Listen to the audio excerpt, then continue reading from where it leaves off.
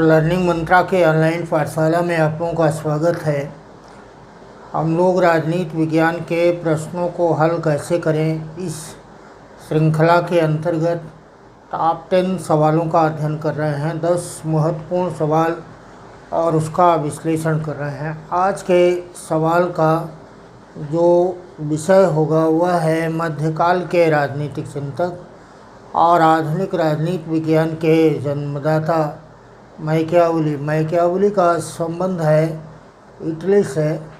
और मध्यकालीन राजनीति विज्ञान में 3 महत्वपूर्ण चिंतक हैं। एक का नाम है संत अगस्टाइन, दूसरे का नाम है थॉमस एक्विनास और तीसरे का नाम है मार्सिलियो। 3 महत्वपूर्ण चिंतक हैं मध्यकाल के, जिनके ऊपर आज का सवाल आधारित होगा। संत अगस्टाइन, थॉमस एक्विनास और मार्सिलियो ऑफ पेडुआ, इन तीनों ही चिंतकों के अध्ययन का मुख्य विषय वस्तु इस बात पर आधारित रहा कि चर्च और राज्य के बीच में क्या संबंध होगा, कैसा संबंध होगा। चर्च बड़ा है या राज्य बड़ा है, आज चर्च को अधिक शक्ति मिले या राज्य को अधिक शक्ति मिले, इसी बात पर यह बात आधारित रहा। 2 तलवारों का सिद्धांत इसका मुख्य आधार बनता है। पोलिबियस के द्वारा इस 2 तलवारों के सिद्धांत का प्रतिपादन किया गया।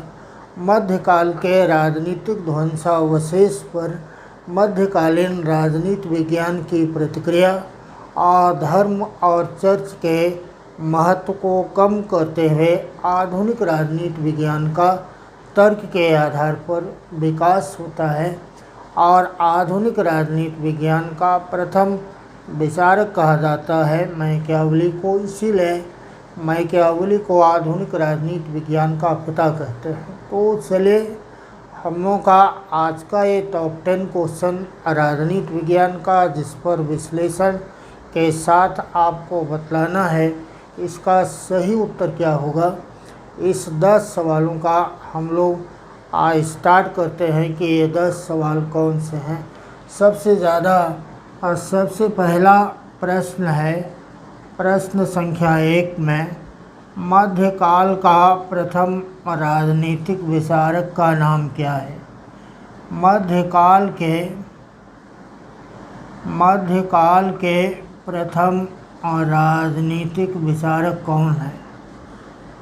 मध्यकाल के प्रथम राजनीतिक विचारक का नाम क्या है। हमको अगर यह सवाल पूछा गया तो आपको लगाना है कि इसमें संत अगस्टाइन आता है। दूसरा इसमें थॉमस एक्विनास आता है।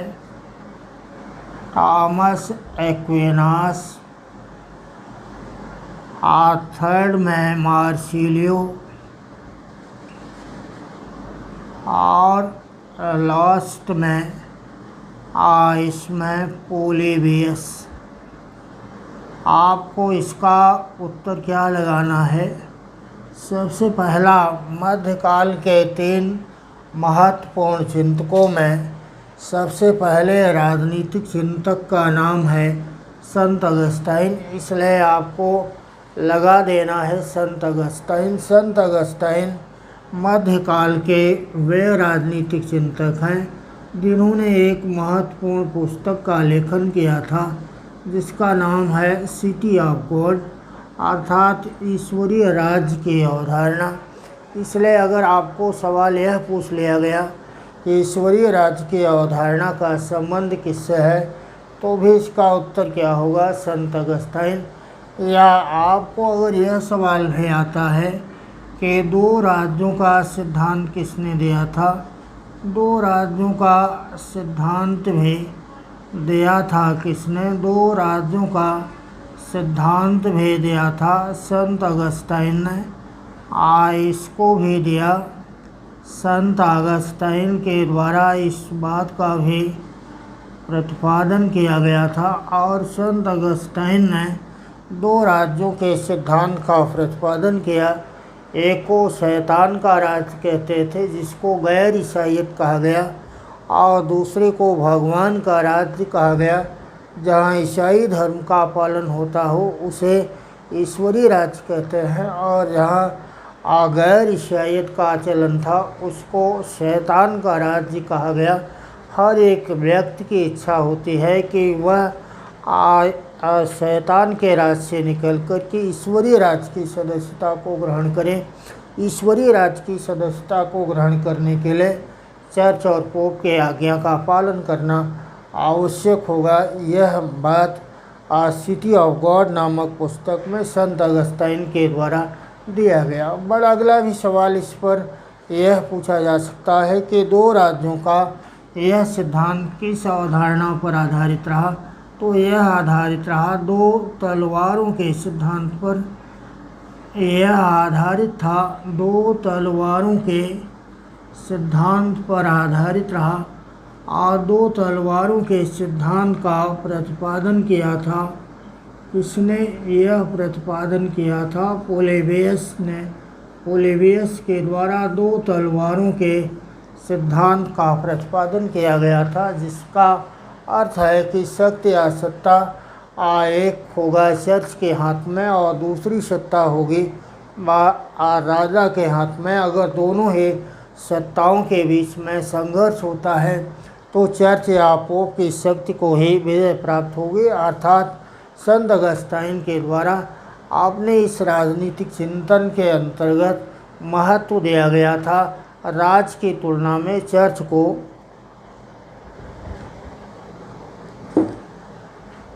राज्य के तुलना में चर्च को अधिक महत्व प्रदान किया गया और चर्च की सर्वोच्चता को स्थापित किया। अगला प्रश्न है प्रश्न संख्या 2 पर हमको यह सवाल पूछा गया कि यह कथन किसका है कि जहाँ राज नहीं होगा वह जहाँ पर न्याय नहीं होगा, यदि न्याय नहीं होगा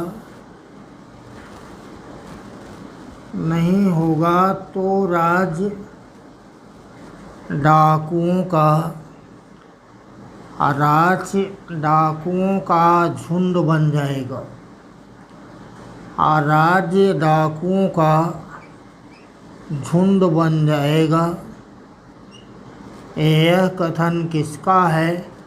अगर हमको आया तो आपको लगाना है कि यह है मार्सिलियो का, या यह कथन है संत अगस्ताइन का, यह कथन है संत अगस्ताइन का, या यह कथन है थॉमस एक्विनास का, या यह कथन बनता है हॉब्स का। तो आपको क्या लगाना है? इसका सही उत्तर होगा संत अगस्ताइन, क्योंकि संत अगस्ताइन के द्वारा इस बात पर बल दिया गया था कि न्यायी राज्य वही होता है जहाँ पर ईसाईयत धर्म का पालन होता है, और जहाँ ईसाईयत धर्म का पालन नहीं होगा वह राज्य न्यायी राज्य नहीं होगा, और वह राज्य अंततः एक डाकुओं का झुंड बन जाता है। यह बात संत अगस्ताइन के द्वारा कहा गया। दो तलवारों के सिद्धांत का भी प्रतिपादन पोलेबियस के द्वारा किया गया था।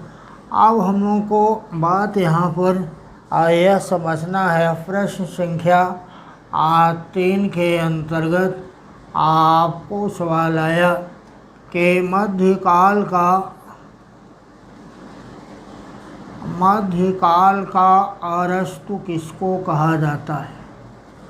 मध्यकाल का अरस्तु कौन है?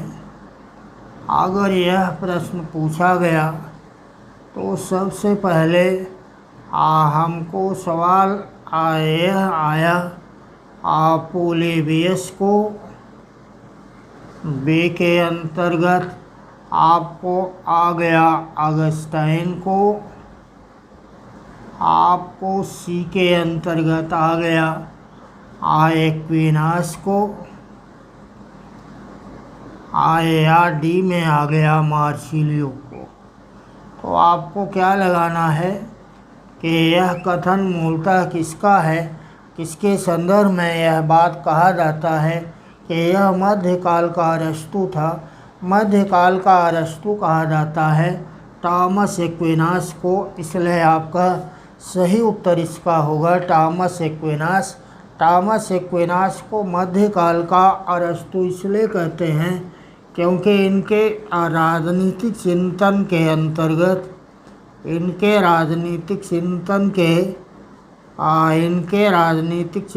के अंतर्गत सम्मिलित किया गया है। अरस्तु का तर्क है और दूसरा मध्यकालीन ईसाई धर्म का तत्व भी, मध्यकालीन ईसाईयत का भी इसमें मिश्रण पाया जाता है। इसलिए कहा गया है कि इन्होंने अरस्तु रूपी भवन के ऊपर ईसाईयत के मेहराब लगा दिया, अर्थात इसके भवन का संपूर्ण आधार अरस्तु का तर्क है।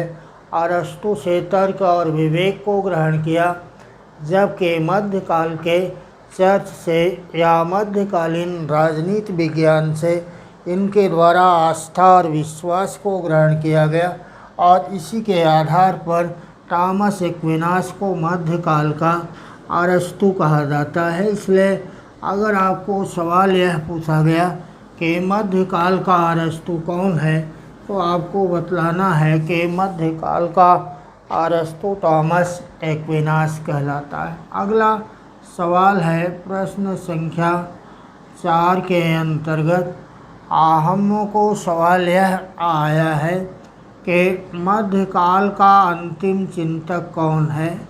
तो मध्यकालीन राजनीति विज्ञान का मानिंद अंतिम चिंतक, मध्यकालीन राजनीति विज्ञान का अंतिम चिंतक है, अंतिम चिंतक का नाम है, अंतिम चिंतक का इसमें नाम बतलाया गया है मार्सिलियो। और मार्सिलियो का महत्व इस बात में है कि इनके द्वारा मध्यकाल में लंबे अरसे से चले आ रहे राज्य और चर्च के बीच में सत्ता के संघर्ष को समाप्त कर दिया गया और अंततः राज्य को सर्वोच्चता प्रदान कर दिया। इसलिए प्रश्न संख्या 5 में आपको यह सवाल भी पूछा गया कि मध्यकाल के किस विचारक के द्वारा, मध्यकाल के किस विचारक के द्वारा, किस विचारक के द्वारा राज्य को एक सजीव प्राणी माना गया, राज्य को एक सजीव प्राणी बतलाया गया। देखिए इसका उत्तर है मार्सिलियो।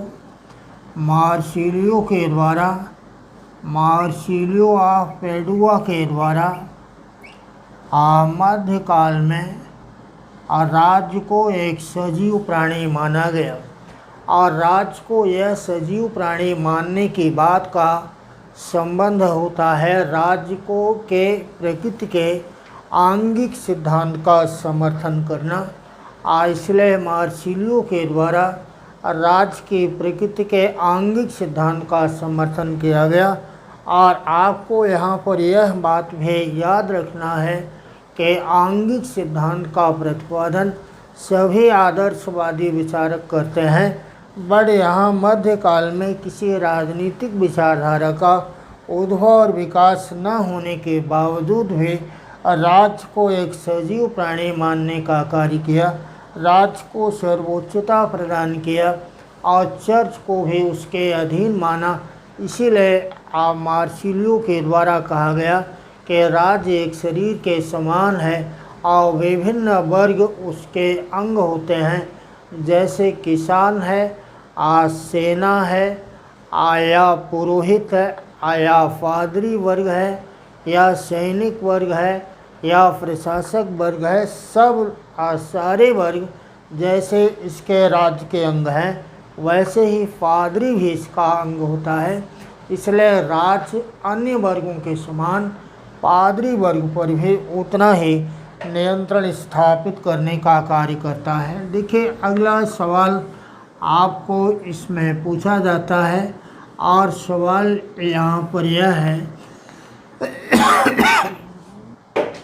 सवाल यहाँ पर यह है, मध्यकाल के महत्वपूर्ण विचारक हैं, और उस विचारक का नाम है मार्सिलियो। मार्सिलियो के द्वारा कुछ किताबें लिखी गई। उस पर मार्सिलियो के द्वारा लिखी गई पुस्तक में लिखी गई पुस्तक कौन है? आपको आएगा आके Defensor of पेसिस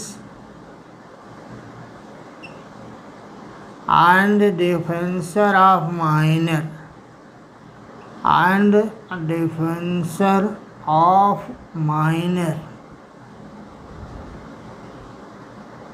डिफेंसर of Pacis and Defensor of Minor. B में दिया था सुम्मा थियोलॉजिका, सुम्मा थियोलॉजिका इनके द्वारा लिखी गई पुस्तक है।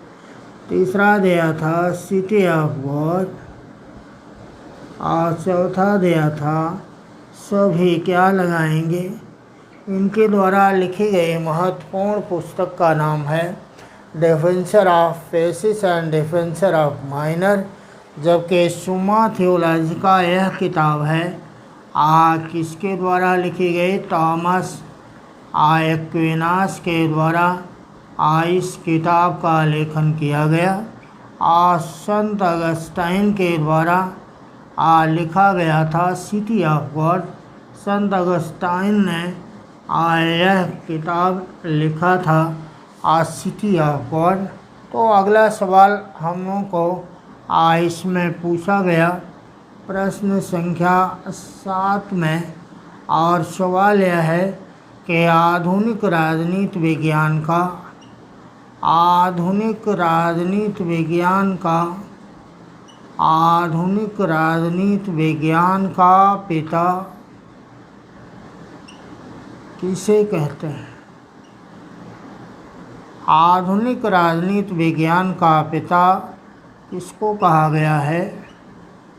मैकियावेली को कहा गया, या हॉब्स को, या लॉक को कहा गया, या इसमें टी.एच. ग्रीन को? क्या लगाएंगे? आधुनिक राजनीति विज्ञान का पिता है कौन? मैकियावेली। मैकियावेली को आधुनिक राजनीति विज्ञान का पिता क्यों कहते हैं? क्योंकि मैकियावेली ही पहला ऐसा चिंतक है जिसके द्वारा राजनीति विज्ञान को धर्म या नैतिकता से पृथक किया गया, और पृथक करके इस बात का प्रतिपादन किया गया कि राजनीति को धर्म या नैतिकता से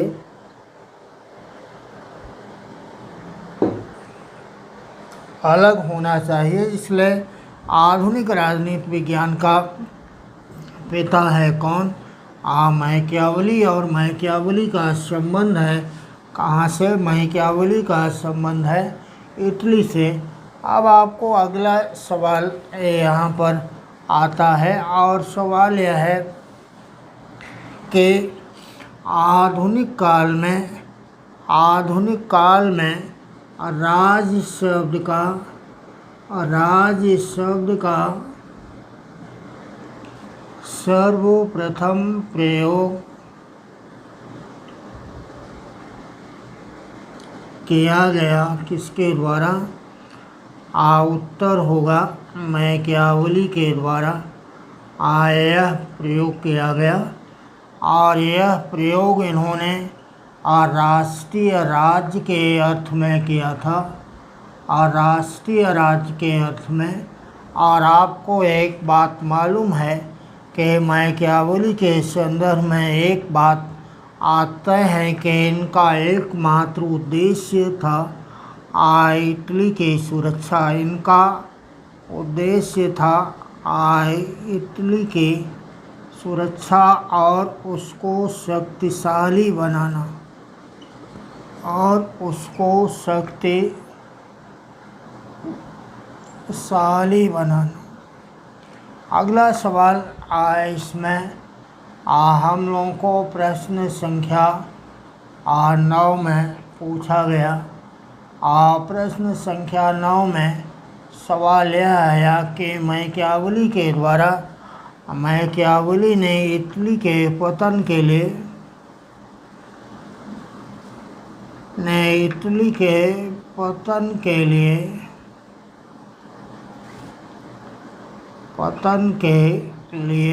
किसे उत्तरदायी